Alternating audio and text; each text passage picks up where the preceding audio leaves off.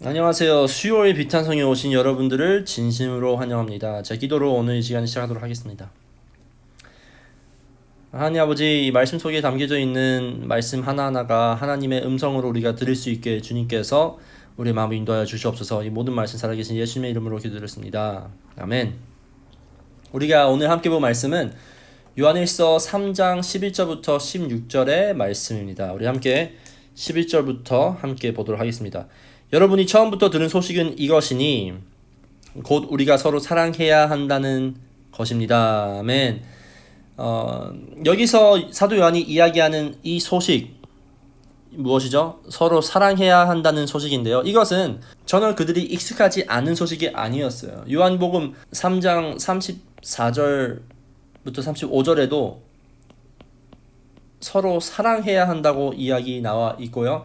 요한복음 15장 12절 그리고 17절에도 서로 사랑해야 한다는 이 새 언약 대해서 이야기를 하고 있어요. 그래서 이들은 충분히 이 소식이 무엇인지 알았기에 이것은 이제는 실천해야 한다는 것을 사도 요한이 이야기하고 있어요.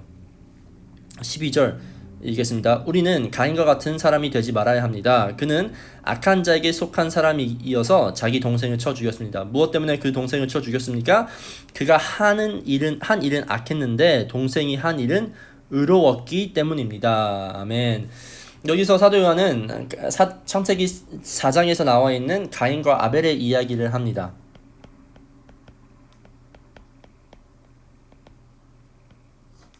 여기서 가인은 뭐라고 이야기를 하죠? 악한 일을 한 사람. 그리고 아벨은 의로운 일을 한 사람이라고 나와 있어요. 그리고 가인이 아벨을 죽인 이유는 바로 가인은 악한 일을 했는데 아벨은 의로웠기 때문에 죽였다고 이야기를 하고 있어요. 우리가 이것을 좀 더 이해하기 위해서는 의로움이 무엇인지 잠깐 이야기를 해야 되는데요. 의로움의 정의는 가난한 사람, 그리고 약한 사람의 편에 있는 것을 의로움이라고 이야기하는데요. 또한 이뿐만 아니라 내 자신에게 해를 입게 될지언정 어려운 처지에 있는 사람의 편에 있는 것을 의롭다라고 표현을 합니다.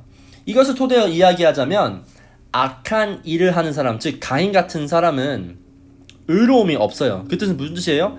가난한 사람이나 악한 사람에 대한 긍휼함, 불쌍한 마음이 1도 없다는 것이요. 뿐만 아니라 이것을 행하는 사람에 대한 질투와 미움이 있다는 것을 사도 요한이 알려주고 있어요. 13절 함께 읽겠습니다. 형제 자매 여러분, 세상이 여러분을 미워해도 이상히 여기지 마십시오. 사도 요한은 13장의 시작을 믿음의 공동체를 의미하는 아데포이, brothers로 시작하는데요. 형제 자매 여러분을 우리가 보면 아델포이, 이 뜻은 바로 믿는 사람들에 대한 형제, 공동체를 이야기하는 단어입니다. 이 뜻은 여러분에 해당되는 사람은 예수 그리스도를 믿는 공동체라는 것이에요. 사도 요한은 왜 이 단어로 세상이 여러분을 미워한다고 이것을 이상히 여기지 말라고 경고하고 있을까요? 가인이 행했던 악한 마음은 사실 우리가 오늘 살고 있는 세상에도 여전히 존재합니다. 그 뜻은 우리가 의로운 일을 할 때에 우리가 가난한 사람에 대한 아픔을 같이 함께하고 약한 사람들의 편을 들을 때에는 세상이 우리를 미워할 것이라는 것이에요. 분명히 우리에게 이러한 말을 던질 거예요. 멍청하다, 바보 같다, 생각이 짧다. 아니 지금 세상이 돌아가는 것이 인플레이션도 많고 자기 먹기도 힘든 세상에 누굴 도와주냐. 도와주지 말고 너나 잘 먹고 살아라 라고 우리한테 계속적으로 공격 그리고 미워할 것입니다. 하지만 여러분, 우리는 이것을 할 수 있는 이유, 우리가 의롭게 살 수 있는 이유는 무엇인가요? 14장을 함께 보겠습니다. 우리가 이미 죽음에서 생명으로 옮겨갔다는 것을 우리는 알고 압니다. 이것을 아는 것은 우리가 형제 자매를 사랑하기 때문입니다. 아멘. 죽음에서 생명을 옮겨갔다는 것을 알고 있는 것 때문에 우리는 의롭게 살 수 있어요. 그리고 이것을 알고 있는 것 때문에 우리는 형제 자매를 사랑할 수 있다는 것이에요. 제가 이러한 질문을 받은 적이 있어요. 구원을 얻은지 어떻게 압니까? 오늘 본문에 사실 이 질문의 답이 정확히 나와 있어요. 사랑의 존재로 우리가 가난한 사람, 약한 사람의 편을 들어주는 이 사랑의 근거로 우리는 이 사람이 죽음에서 생명으로 옮겨갔다는 사실을 알고 있구나 라고 알 수 있는 것 같아요. 하나님 자체 그리고 예수님의 가르침이 이 사랑의 핵심이었기 때문에 우리는 하나님을 알면 또한 예수님을 알면 남을 의롭게 여기는 사랑을 알 수밖에 없다는 것이에요. 15절 함께 읽겠습니다. 자기 형제 자매를 미워하는 사람은 누구나 살인하는 사람입니다. 살인하는 사람은 누구나 그 속에 영원한 생명이 머물러 있지 않다는 것을 여러분은 압니다. 아멘.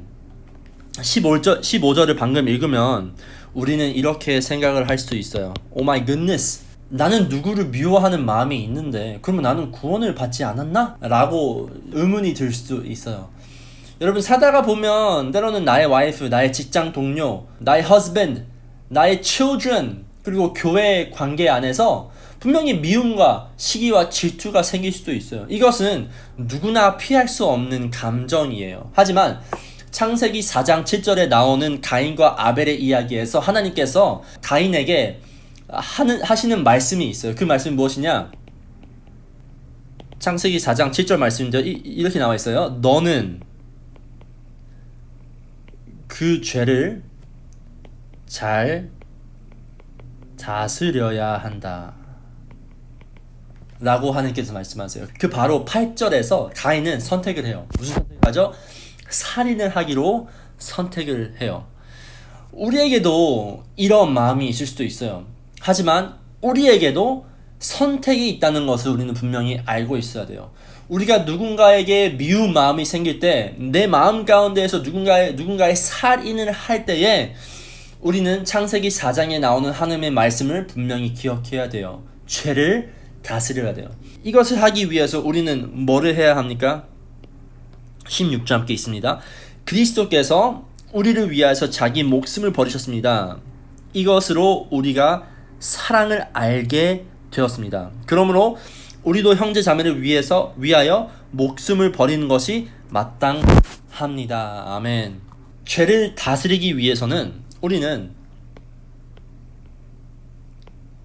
십자가를 봐야 돼요. 그리스도께서 우리를 위하여 자기의 목숨을 버리신 것을 우리는 알고 기억하고 묵상을 해야 돼요. 그래서 이것을 통해서 우리는 죄를 다스릴 수 있으며 죄를 다스릴 때 우리는 의로운 길을 선택할 수 있다는 사실이에요. 서로 사랑하면 나의 노력과 나의 능력으로 절대로 될 수 없어요. 십자가의 의미에는 내가 할 수 없는 것을 가능하게 하신 예수님이 있어요. 그리고 우리가 이웃을 사랑할 수 있게 본이 되어주신 예수님을 닮아가야 하며 따라가야 한다는 것을 의미해요. 저에게는 솔직히 말해서 때로 이러한 미움이 있어요. 제 능력으로 사랑할 수 없는 존재들, 그리고 제 능력으로 품을 수 없는 때가 참 많아요. 하지만 오늘 말씀 중에서 우리가 꼭 기억해야 하는 것은 우리에게 선택이 있다는 것이고 그 선택은 예수님께서 가능하게 하신다는 것이에요. 그래서 우리는 기도해야 돼요. 주님, 나에게는 그러한 사랑이 없지만 예수 그리스도께서는 사랑의 자체이시기에 내가 예수님을 바라보며 하루하루 사랑의 길을 선택할 수 있게 도와달라고 주님께 매일매일 기도하셔야 돼요. 또한 내 마음 가운데 미움이 가득하다면 하나님께서 이 미움을 건져가시라고, 그래서 건져가셔서 내 마음 가운데에서 남을 위한 긍휼함과 남을 위한 눈물과 마음을 허락해달라고 기도하셔야 됩니다. 제가 기도하겠습니다.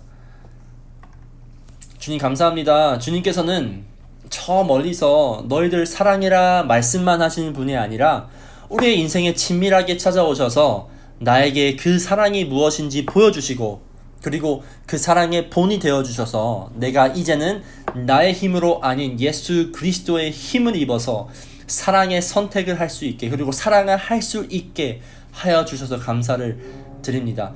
말씀에 듣는 모든 성도 있는 마음 가운데에 주님께서 죄를 분별할 수 있는 지혜와 죄를 다스릴 수 있는 능력을 허락하셔서 예수님께서 승리하신 길을 우리가 갈 수 있게 주님께서 인도하여 주시옵소서. 이 모든 말씀 살아계신 예수님의 이름으로 기도드렸습니다. 아멘.